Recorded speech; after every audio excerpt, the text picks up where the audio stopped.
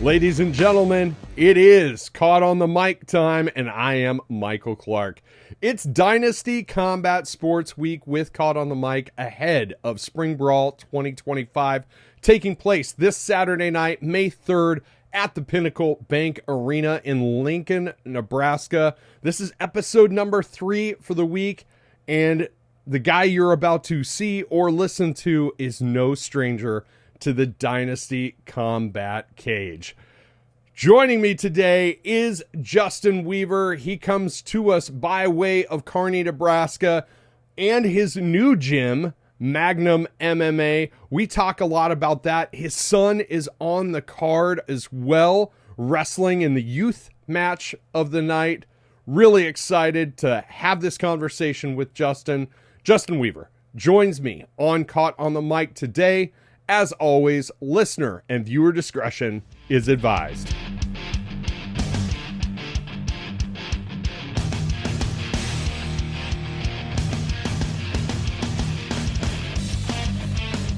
Ladies and gentlemen, welcome to another exciting episode of Caught on the Mic. This week is Dynasty Combat Sports Week with Caught on the Mic in preparation for May 3rd, 2025, Pinnacle Bank Arena Spring Brawl. And my next guest is on that card. He is doing a 170-pound welterweight match against Wahoo MMA's Sean Lindgren. Justin Weaver, thanks for joining me on the show today. Thanks for having me, man. Oh, dude, I got to tell you, this is a funny story. I'm sure you already know this, but your wife a few months back messages me on Instagram and she says, I have a really good guest for your podcast if you're ever interested. She goes, I really liked your episode with Hope and so on and so on. And I'm like, hell yeah, let's do it. So I've been excited to have you on, man. It's been a long time coming. Yeah, she's always looking out for me in that aspect. I mean, I'm kind of I've had a lot of people tell me, you should do a podcast, I've heard stand up and shit like that before. I'm just kind of a goofball,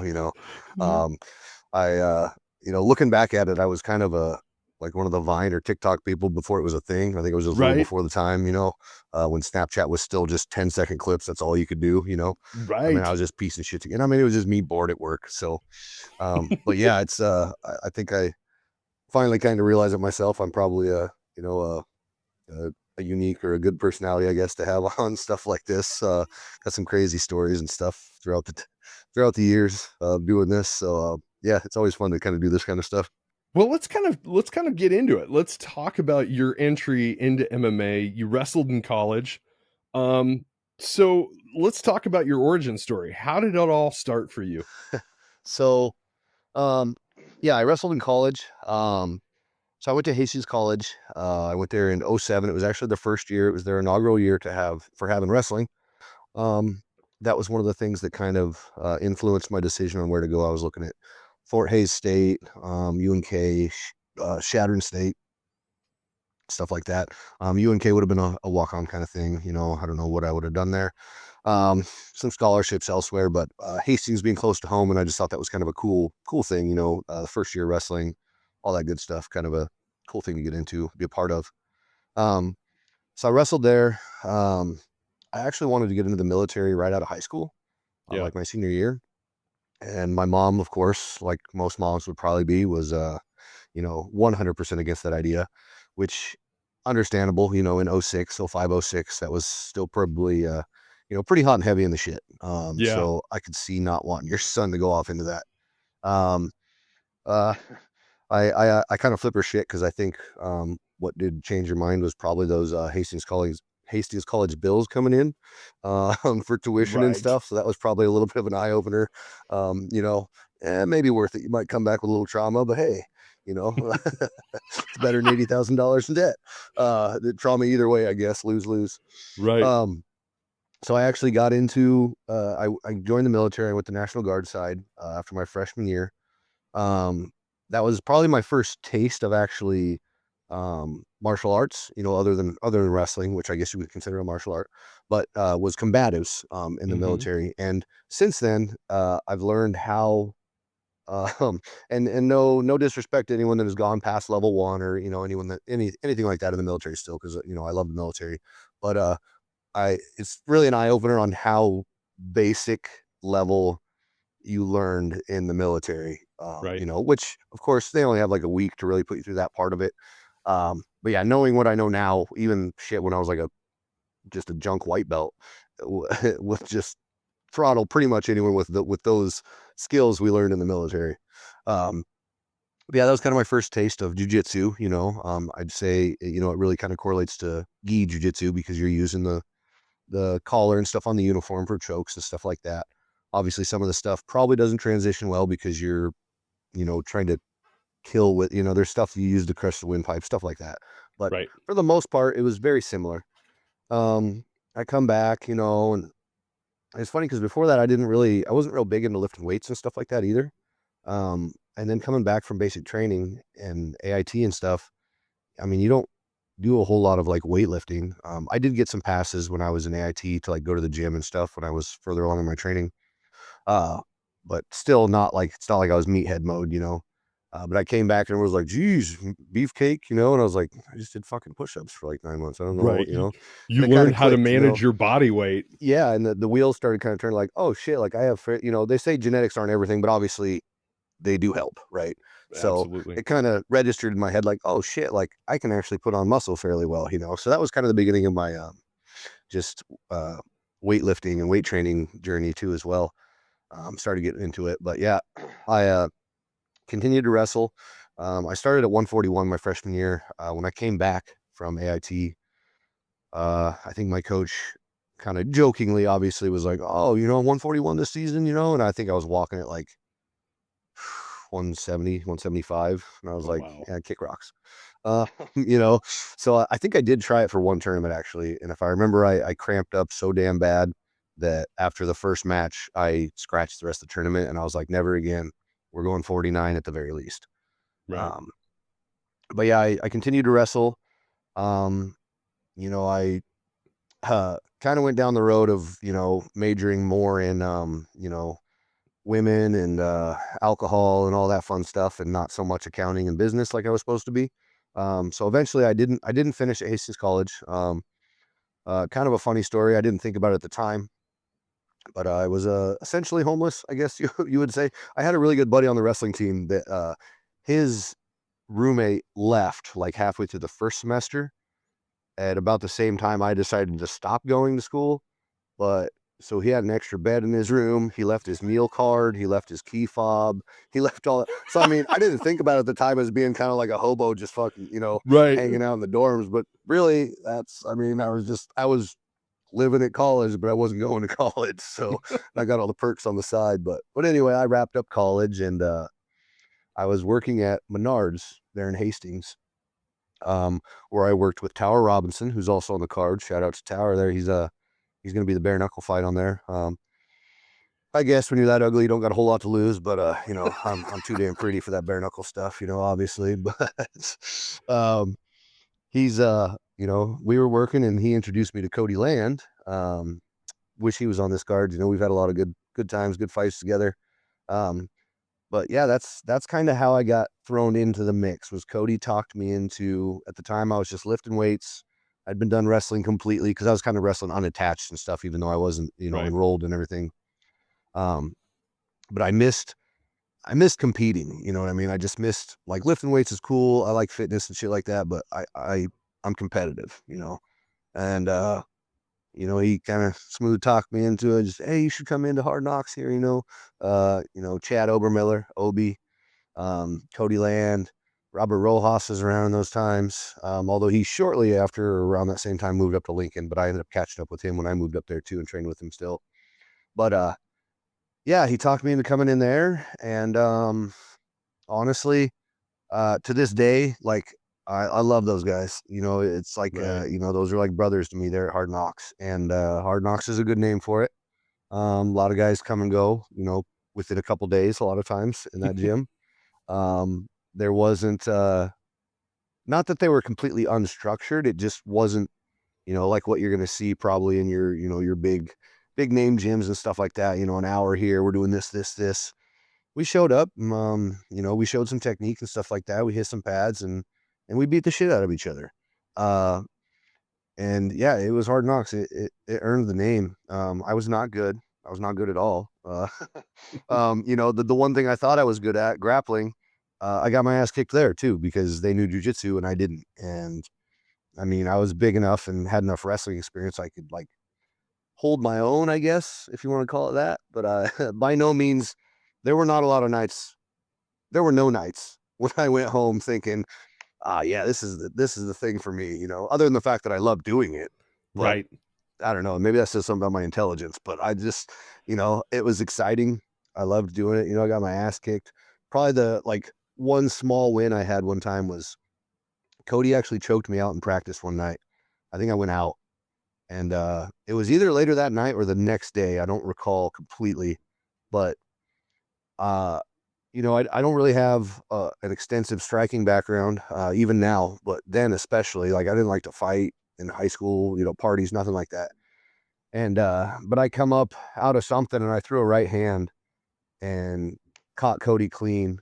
And I wasn't very good at that time of like light sparring either because I didn't really know Right. what I was doing, so everything was just kind of out of fear. But I clocked him good and it scared the shit out of me. I didn't know what happened because he dropped to the ground and he just started gushing what was like, I guess it was his sinuses. They say it'll happen, but I hit him and it like knocked something and it wasn't blood. He just started like gushing clear fluid out of his mouth and nose Oh, when I hit him and wow. dropped him. And he said it kind of like put him out and then he dropped. And I just remember seeing shit like coming draining out. And I was like, oh, fuck, I killed my friend. Like, I was like, oh no, what did I do? Like, oh, big stupid meathead. Like, what are you doing? And that was like the one clean shot I ever remember landing when I was in the gym then. And but yeah, like I don't even know if it was I don't even know if it was 3 months in. They were like, yeah, I think you're ready. And I was like, this is what ready is? Like get my ass beat I haven't won a minute in this place. But I'm like, all right, cool. Yeah, you guys are right. I'm ready. So they took me to South Dakota and got me my first fight. And I was hooked ever since. I love that. One thing that I kind of find a commonality whenever I'm talking with anybody that's in the MMA industry is that sense of camaraderie, even rivals. Even rivals, like two guys will go into the octagon, they'll absolutely hate each other. The fight's over, and then 10 minutes later, they're best friends. And I don't think that there is another sport out there to where there's such a strong synergy between the fans, commentators, fighters, ring personnel, everybody along those lines. Everybody is in the muck together. And that's something that I absolutely love. And that's kind of an undercurrent and an underlying theme anytime I talk to a fighter such as yourself. Absolutely. Yeah, it's cool because, yeah, like you said, there's not a lot of other sports like that. You know what I mean? And I always kind of relate it to that. I mean, this is just my mentality too, I guess. Like, um, it sounds it sounds messed up when I say it, but like, it kind of goes back to like, I mean, obviously there's exceptions and rules to this, but the way things work in like the military or this is kind of messed up if you look at it wrong, but prison and stuff, right? There's respect. Right. And the reason there's respect is, you go in some of those places, say prison, right? You go in there and you get fucked up or you get jumped or whatever, you cower, you're going to get picked on the whole time you're in there, right? Right. You square up, you don't let someone take your blankets, you don't let someone take your chow, and you get fucked up, but you stood up for yourself, right? Now you have a little respect, right? Yeah. There's going to be some assholes that still mess with you, right? Because there's assholes, people are assholes, it happens. Yeah. But the fact that you stood up and you had the courage to stand up for yourself, and you went toe to toe with someone, whether you come out on top or not. The same as in a cage, you can talk all that smack. We can sit there and type back and forth on the keyboard. We can bark back and forth with that fence in between us. Our chains are keeping us this far apart. As soon as you take those chains off, it's time to put your money where your mouth is. And you can give up, you can quit, which is another reason I'm not huge into the trash talking before fights. You Yeah. know what I mean? Just because I don't know, I'll talk a little shit playfully, but I guess I'm just not, I don't know. I respect everyone, whether I like them or not. And then also, part of it is probably, I'll admit I'm a little afraid to look stupid. And, Yeah.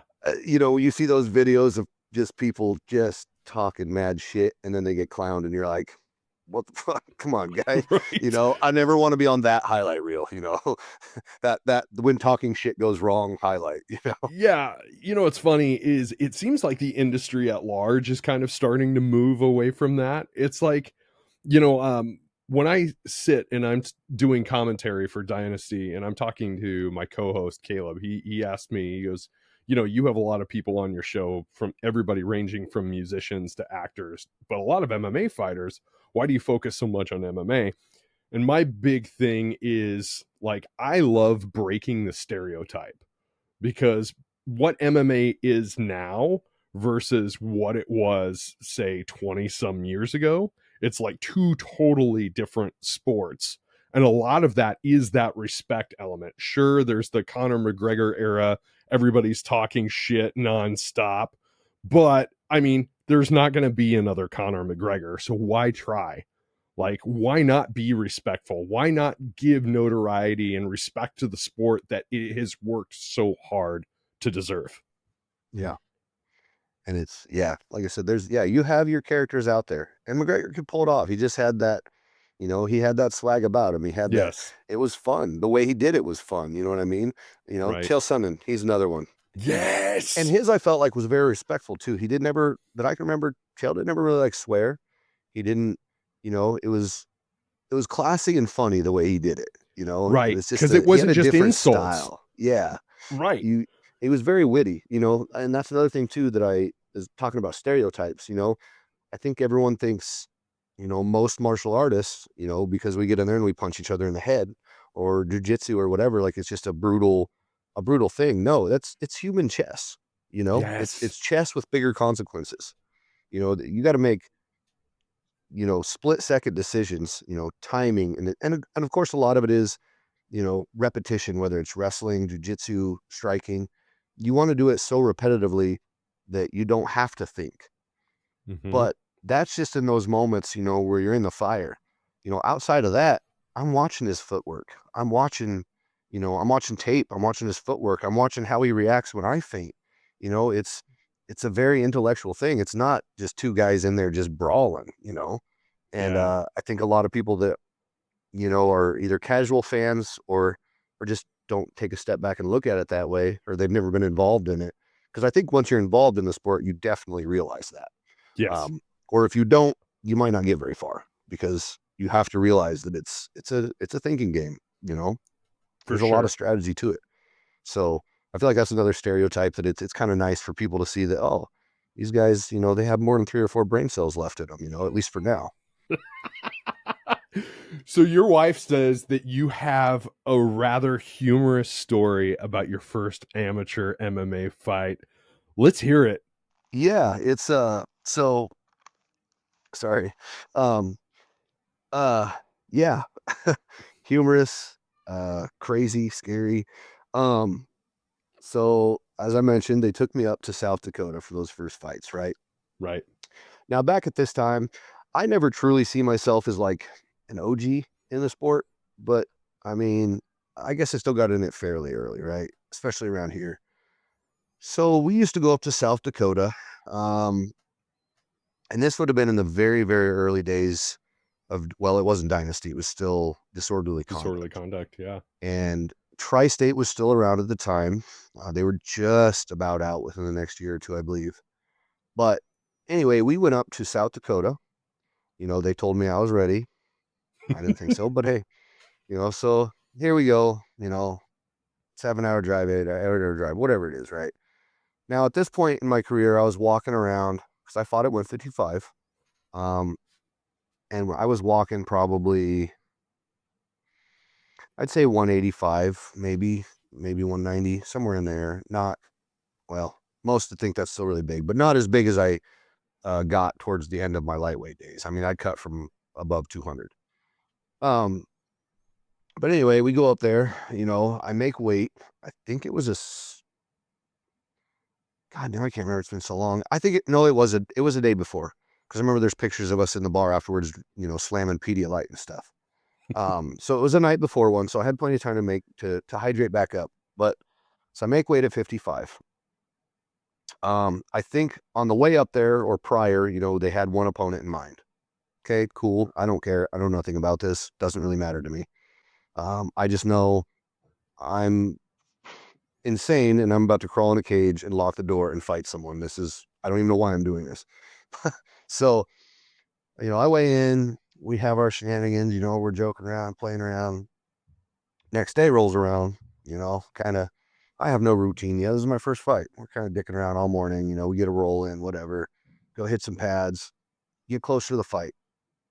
Now, between on the way up there and when they finally decided who my opponent was going to be, I think it changed 3 to 5 times. Oh, wow.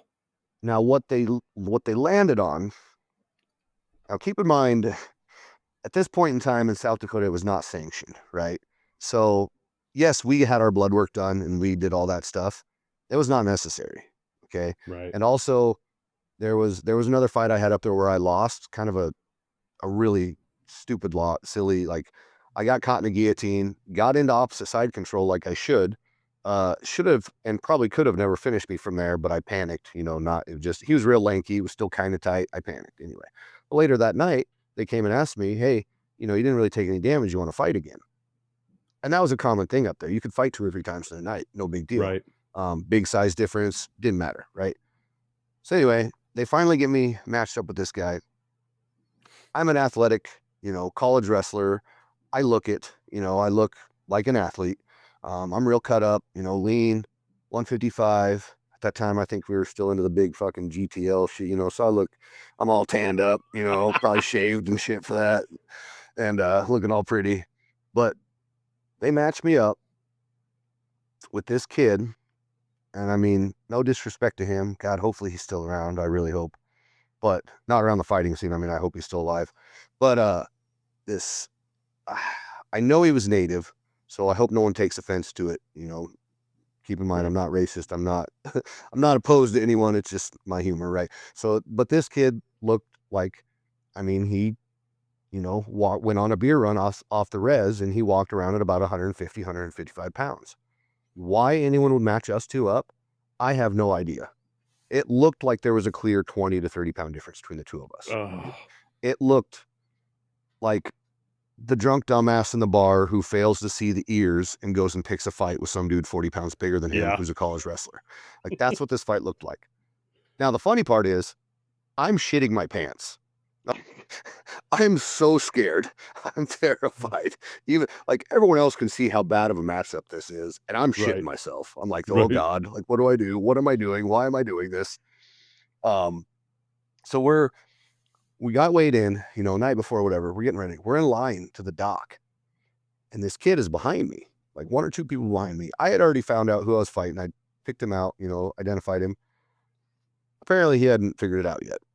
He's talking to the guy directly behind me in line, and he says, "What weight do you do?" And he's like, "Oh, 170 or something." And he's like, "Oh, I thought you were 155. Like we're fighting or whatever." And he's like, "What's your name?" And he said his name, and he's like, "No, dude, I'm fighting this guy." And he's like, "Oh, you're not Weaver?" So I kind of ears, perk up, and I was like, "No, that's me, dude." I was like, "We're fighting." I was like, "I'm Weaver." And the kid's face, he just looks at me and he's like, "You're Weaver?" I was like, "Yeah." He's like, 155. I was like, "Yeah.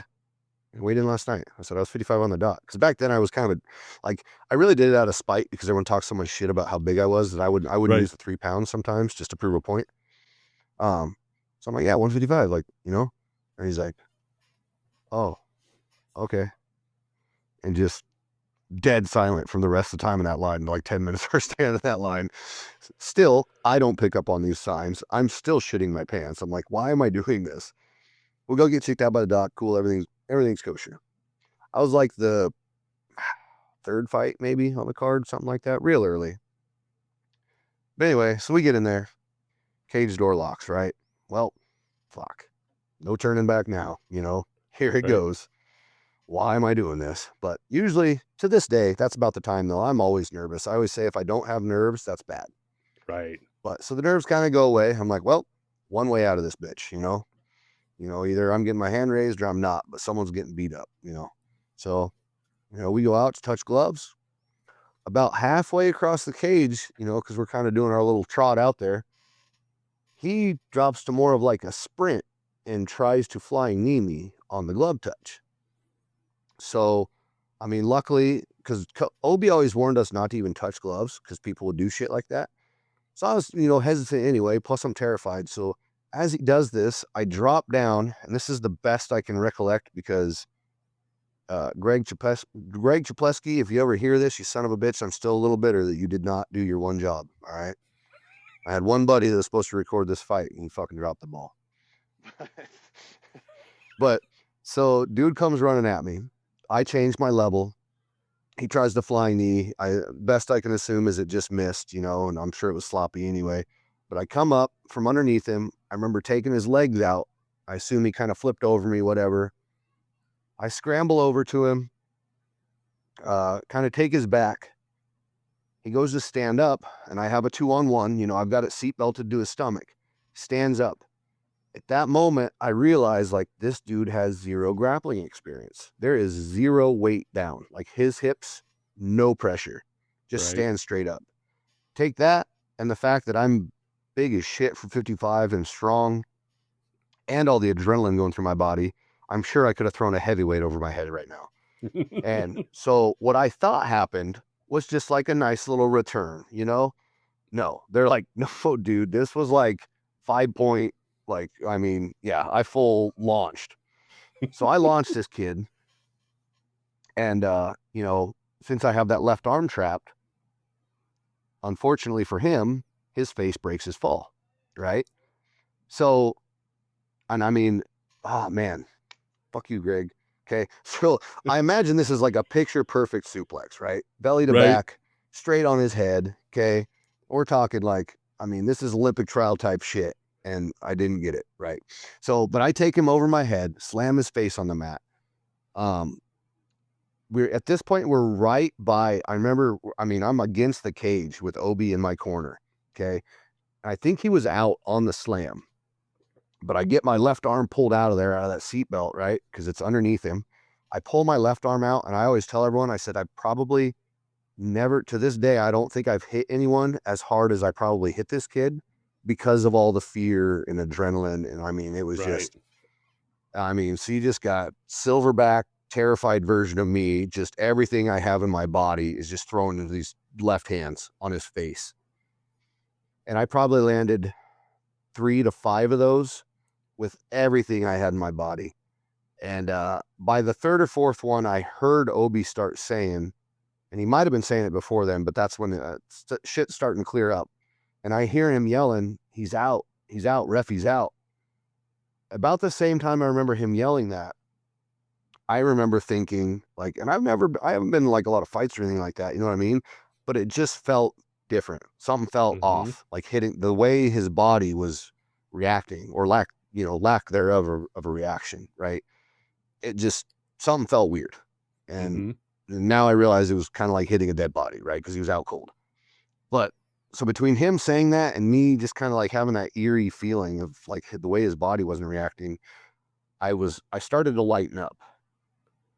I say that, I can imagine they were probably still pretty hard because it just went from like fear for my life strikes to like toned it down a little. So they're probably still pretty hard, but I think I got probably another 5 to 7 of those off. And then finally the ref come in and, and shoved me off. And, but he come to, and we go back to the center of the cage, and, they say whatever they say, raise my hand. Cool. I think I gave the kid a hug. We walk out of the cage, go on our separate ways. I don't know exactly how long it was. I don't remember now, but, a few matches down the road or whatever, a few fights. I think it was Obi that came up to me and said, hey, don't feel bad. I'm like, don't feel bad. And he's like, they just took that kid out on a stretcher. I was like, I think Obi's fucking with me. Right. I'm like, what? I was like, what do you mean? He's like, he's like, do you like don't feel bad? I'm like, what do you mean don't feel bad? Like I was like, we got in a cage to fight. We know. I was like, what happened? He's like, well, he collapsed going into the locker room, and Oh, like I think he started like convulsing or something, and they ended up taking him out on a stretcher. I'm like, oh shit, and they're like, you didn't? I'm like, no, I hope he's all right. Like I don't feel bad. Like I feel bad for him. Like I hope he's okay. I don't like feel like I did something wrong. I was like, shit, hope he's good, whatever. So I go on with my night, I'm a little concerned, but I'm still enjoying my, right. my high there. And so we're drinking whatever and enjoying. We had a few more guys on that fight card. I think this might have been the one where Nate Morrow head kicked some dude. And at the time, Nate was like 15 years old. He head kicked some like 36-year-old dude and knocked him out. But so we're having we're having a good old time. Later in the night, again, someone comes to me, hey man, they just life flighted this dude to Pierre. And I'm like, what? What the fuck's going on? Right. And they're like, well, he's unresponsive. He's got really bad swelling to his brain and this and that. And, like he's just, it's not good. And I'm like, what the fuck? And I'm still kind of like, it doesn't seem real. I'm like, someone's messing with me. And they're like, again, don't feel bad. I'm like, I don't feel bad. Like but like, is this dude going to be okay? Like, this isn't normal, right? Like this isn't supposed to happen like this. This is my first fight ever. And, like, no, yeah, we'll keep you posted, whatever.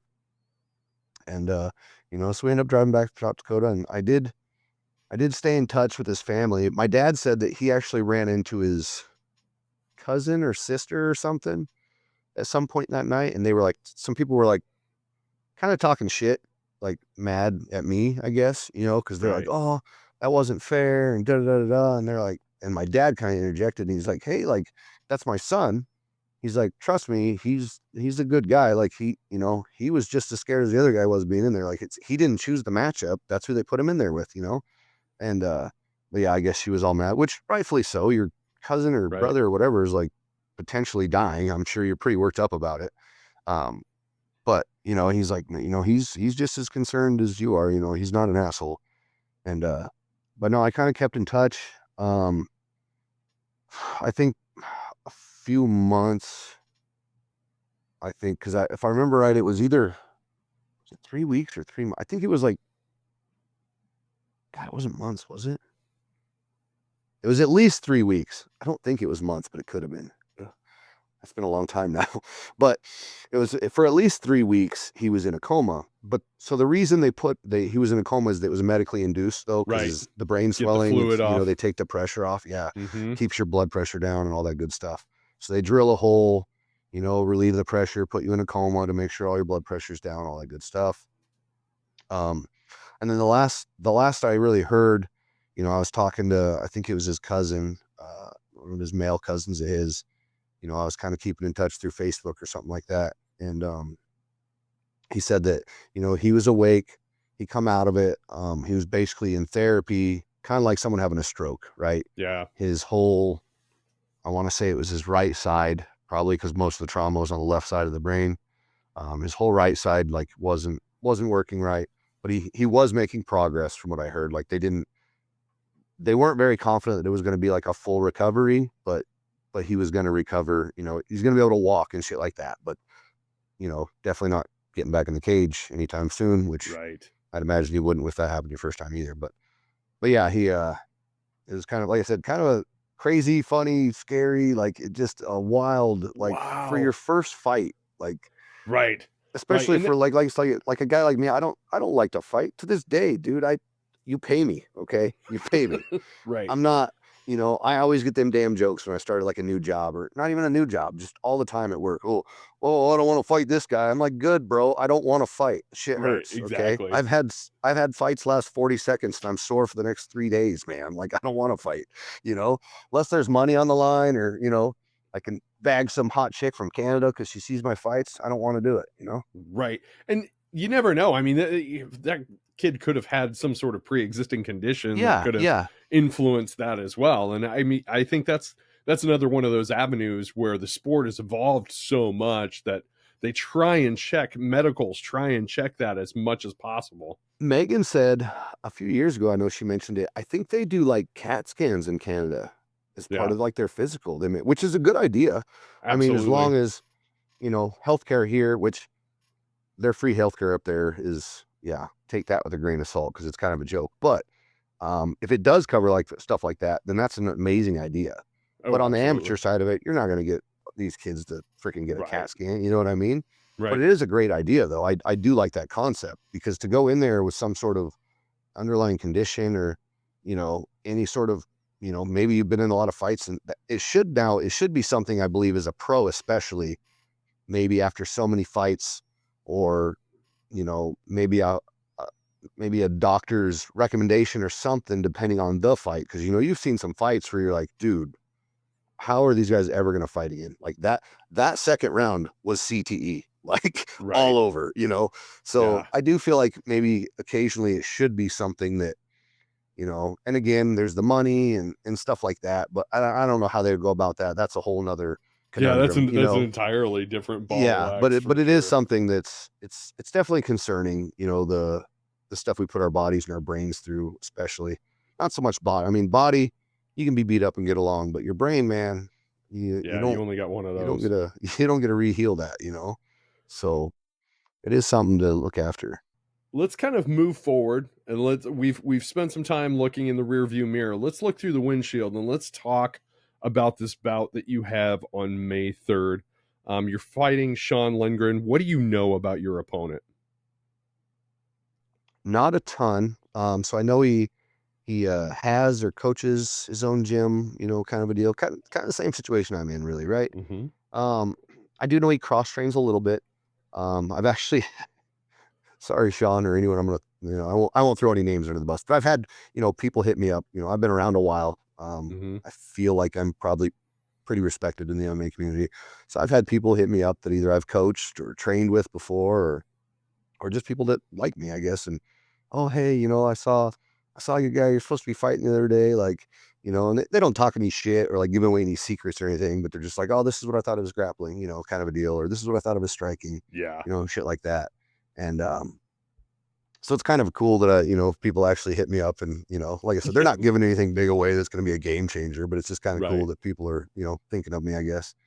But so I know he cross trains a little bit here and there. I know he's got a taekwondo background, I believe. Um, I won't poke too much fun at that, but everyone always pokes fun at taekwondo and, well, karate. My wife has a Mm-hmm. karate background, so obviously I I flip her a lot of shit too, and then I get front kicked in the face. But um, I got to make sure I'm far enough away when I talk my shit. So Right. I might talk my shit, but I realize it is a valuable skill. So it's all in good fun.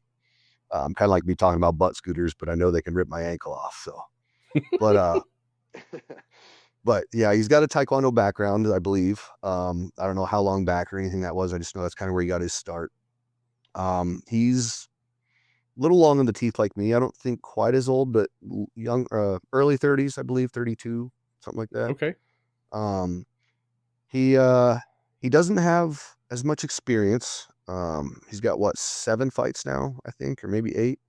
Okay. Um, and so I don't know. I guess the one thing I've heard as far as, weapons to look out for is just I have heard he has a gas tank, right? So I mean that's just been a big thing I've been working on. With my time off and stuff like that. And obviously I like to lift and, be just a big meathead of a man between my fights sometimes. So, obviously that it's not the same as cardio by any means. So Right. um so, especially when you get 10 years into a marriage, I got to work on my cardio. So I'm just going to talk shit because she's peeking her head in the door. But, no, um, but yeah, I got to work on my cardio in the gym. So that was one thing that I started to pick up, I mean, once I knew I had a fight, and then obviously when you hear like, hey, this guy's got a gas tank, you kind of, you really Right. prioritize that. So Yeah. I will say I did see his first pro fight with Josh Trebian, who I was supposed to fight at one point in time. Yeah. And not in a disrespectful way. Like I said, I'm not big in talking shit. I watched it and I thought to myself, I assume, because I've been there, it's a big jump from 3-minute rounds to 5-minute rounds. Yeah. So I don't feel like I saw the the gas tank, really shine there. But like I said, that's a big jump, and it's hard to adjust. Even sparring, it's different. The emotions, the energy, just the adrenaline, all that, you can't replicate that, right? So you get in a barn burner of a 3-round fight that are 5 minutes, you find out a lot about yourself, Yeah. and I did notice they got a little gassed out. Grappling didn't look super great. Like I said, keep it respectful. I'm not going to say they're trash or anything. I just, obviously, I probably look, not my best when I'm gassed out as well. So, yeah, I watched that fight. I liked just kind of watching it, picking it apart a little bit. But yeah, just kind of working on the cardio. He doesn't have anything. I'm getting older. I deal with injuries. I just got some stuff worked on. So I've, in the recent years, I've been a little more choosy with my fights, right? It used Yeah. to be, you call me on a Wednesday, I'll show up Friday to weigh in and fight. You know, but I also have a big boy job and a family now too, so I can't really afford to, Yeah, take that anything dad stupid and life get will kind myself of influence things a little yeah, bit, won't it? yep. So I realize, even a nice little bonus or check for fighting, sometimes it's not worth it, right? So, Right. but yeah, so I always kind of evaluate everyone, and he, you know, not to say he's not good or he doesn't have any dangerous weapons. He just, from what I see, there's nothing I'm super afraid of, right? Nothing that I'm like, Yeah. fuck, like if I get caught in that, or, I take this, this flying freaking whatever, and that's done dealing, I'm not going to be able to go to work for a month. So, I think it's going to be a good fight. I really do think it's a good matchup. I think, skill wise, we're pretty matched up. I'd say the one thing I have is experience. I've got a lot of experience on him. He's not a young guy. He's just not as versed in the cage. I don't know that I don't know that he's been tested, very Sure. well in there. You know what I mean? And again, nothing against any of his opponents. It's just, um, yeah, I haven't seen anyone really put it to him and make him, dig deep, you know? So him and Trebian had a nice fight or a nice 15-minute match, a nice 15-minute fight. But yeah, I've yet to really see him unless I've missed one, or can't think of one. But yeah, I want to see how he does when you take him into deep waters. Maybe I get him on the ground, maul him for 4 minutes. How are you going to react? I've been mauled by the likes of Grant Dawson and Boy McCarmo and Mhm. Fat Shit Tower, Tower Robinson, uh, No Neck, old No Neck himself. But I've been around a while. I've taken my lumps. I've had some good fights. Didn't always come out on top, right? But it taught me a lot about myself. So, if nothing else, win or lose, hopefully we both become better fighters out of this. I love that, man. And that gives us a lot to look forward to on May 3rd at Dynasty Combat Sports Spring Brawl at Pinnacle Bank Arena. I mentioned the dad life thing, and I think we would be remiss not to mention another fighter on the card on May 3rd.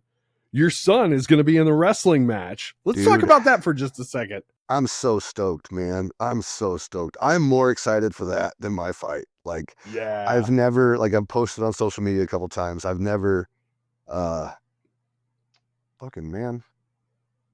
Yeah, dude. Dude, There's allergies in my house, bro. um, I'm proud of him, dude. It's, my son, he hasn't been dealt the best cards, right? He had some disabilities growing up just with his development, right? His body development, Sure.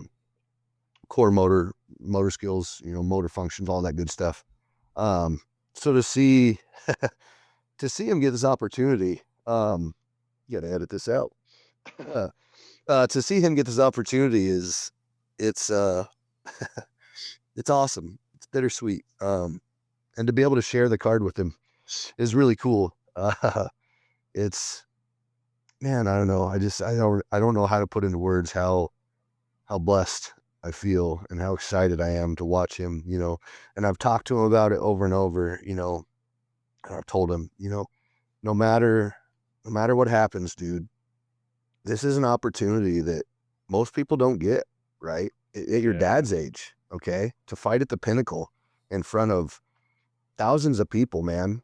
You're a little boy. You're 8 years old. So no matter what happens, I promise you, everyone, because he keeps hearing, his little buddies at school, or they're his friends too, but just boys being boys, shit talking Yeah, and stuff like talking that. shit. Oh, we Yeah. heard Horse Chief's, the favorite, and da da da da, and we're like, fuck, I don't know. Or he said, what did he say one day was, everyone's going to watch Horse Chief or something like that. I was like, bro, I don't know how to say this without sounding arrogant, but your dad's been doing this a while. You're kind of, I don't want this to get to your head, but you're a big deal without knowing you're a big deal, dude. Like, Yes. this has been there's a lot of people that are pretty fucking stoked about this, man. I said, there's no one's coming to see one kid more than the other. If Yeah. anything, there's more people there to see you than me. Yeah. And, no matter what happens, like I said, no one in that arena is going to give a shit. No one next year, next month, no one's going to remember who won that match. Yeah. But they are going to remember that Ronan the Barbarian Weaver walked down that walkway and got in that cage and had a badass wrestling match with another badass little 8-year-old or 9 or however it is, but you got in there and you scrapped with one of the other better kids in the state. And no matter what your little buddies say, just ask them how their performance went at the Pinnacle Bank Arena in the cage. Yes. You're something special, dude. You didn't start with, you're not the most athletic kid in the world. You've worked your ass off for the last 3 years. That kid couldn't stand on a shit you not. He couldn't lift his right foot off the ground without falling over. And we're not talking trying to stand on one foot for 30 seconds. We're talking as soon as his foot came off the ground, sack of potatoes. So he's come so far, and he's such a hard worker, and he's such a competitive little dude, man. And his, that used to be kind of his downfall, was his composure, right? And even that in the last year and a half, 2 years, has come so far. And yeah, I'm just so proud of the little dude. He's just, man, he'll be at least twice the fighter I ever was if he keeps it up. He's something else. Okay. So one dusty-eyed dad bro to another dusty-eyed dad bro. I'm going through the same thing myself to a certain degree. I was in the music business for so many years. I've released 7 albums. I've played with every single one of my most favorite bands. I just never broke through, right? And it's one of those days I eventually had to be honest with myself and say, okay, this probably isn't the path for me, but I've got so many kick-ass stories as a result of it. I have an 18-year-old daughter. Well, she's about to turn 18. Senior in high school. She is 10 times the musician I ever was. She sang the national anthem for state wrestling. She's done the anthem a couple times for Dynasty. She is singing in her own band. I sit back and I listen to her and I'm like, she is every bit of talent I never was without even trying. Mm-hmm. And I have that moment that you're having right now every time I get the pleasure of seeing her perform. So when I say I get what you're feeling right at the moment, brother, I get what you're feeling right at the moment, 110%. It's an amazing I love this thing for you. Yeah, it's awesome. Like I said, I want him to have everything I didn't, all Yes. the opportunities, and not in a way where you want to spoil your kid, obviously, right? But I want to make him available. I want him to be able to succeed, right? We go to, whether he was good or not, we've been going to national tournaments, Rocky Mountain Nationals, Cosmic Clash, stuff like that. And that's the shit you remember when you get older, right? Me and Megan always talk about that. You can get, I remember getting like a Furby and a Game Boy, right? When I was a kid. Those are the, big things with my Pokemon and shit. Right. Other than that, I don't remember any gifts I got, man. Right. I remember my dad taking me to the IMAX theater every time he got to see me on the weekends. I remember going to, Six Flags. I remember taking a trip to my grandma and grandpa, right? You remember events, memories, shit like that, experiences. So just as a family, it's just fun to do that shit, and he still talks about going to Denver. It's cute. The little shit they fill out like a thing at school. It's like, this is my favorite, season. This is da da da. dude, for like 2 years in a row, it was just talking about how he going to Denver and doing all these fun things in Denver when he was out there for Cosmic Clash. Go to the, I think it's like the Children's Museum of Science and aquarium, and we went to that Urban Air. We Yeah. want to visit Meow Wolf out there. I don't know if you ever heard of that. Yes, my wife and my stepdaughters got to go like 2 summers ago, but I ended up, so I'm divorced and remarried.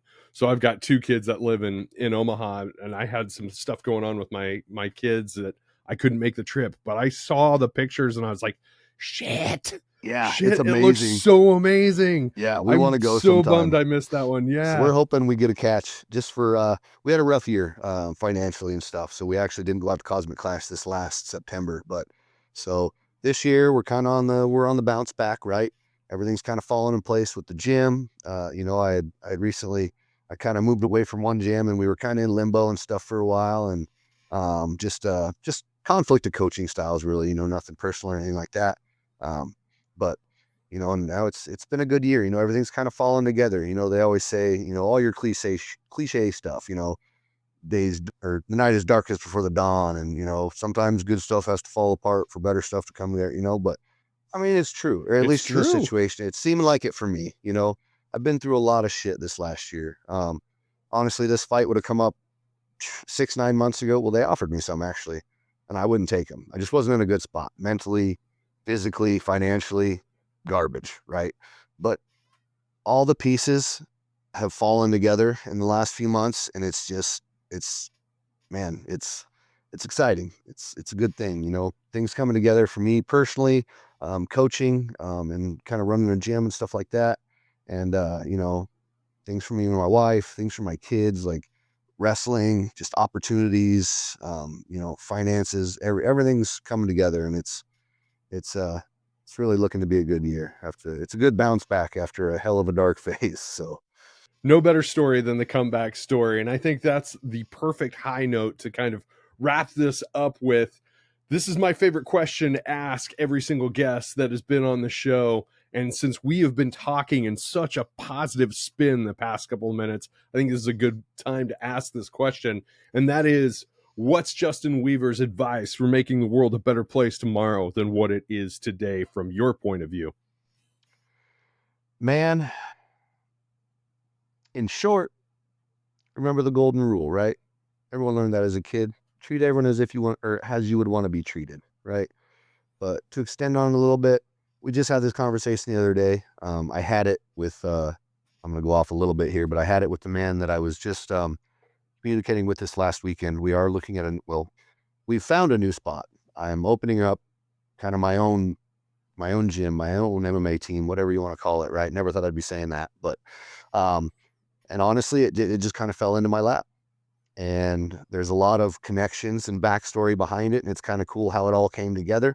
This man once had this same vision that I have, in the Kearney area with all the talent. There's such a wealth of talent with the wrestlers and stuff around there, Mm-hmm. and he has the same vision I do to enable people to train and experience this awesome, crazy lifestyle of jujitsu and MMA and all this stuff.